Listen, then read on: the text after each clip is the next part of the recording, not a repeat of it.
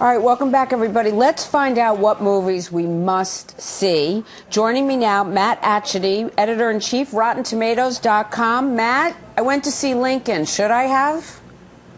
I think so. How did you like it? A little long. Yeah, it is a little long, and I wouldn't say that it's particularly the most exciting film, but I think the performances were pretty good, and it's very informative, if nothing else.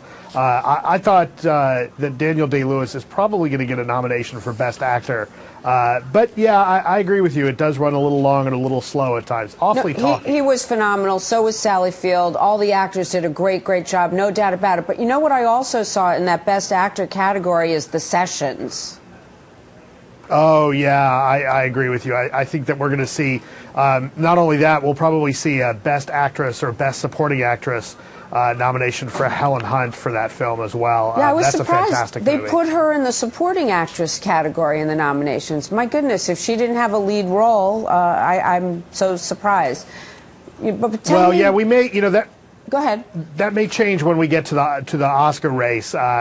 Depending on how she does, they might think that they have an easier time. There's a lot of strategy involved. They might think they have an easier time than competing with some of the other actresses that are going to be up for Best Actress this year.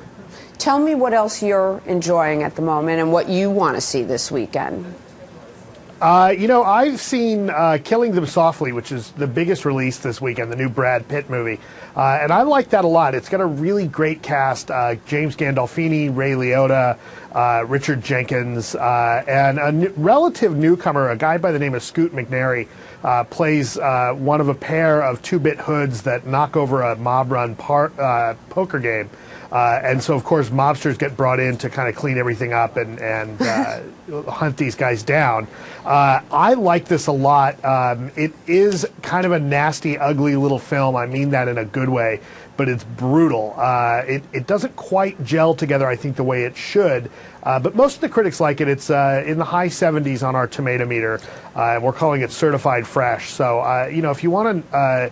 kind of a nasty, violent little gangster movie this weekend, this is probably the one you're going to like. Sure, why not? And then you have a recommendation for video on demand if there's bad weather and you got to stick it out at home?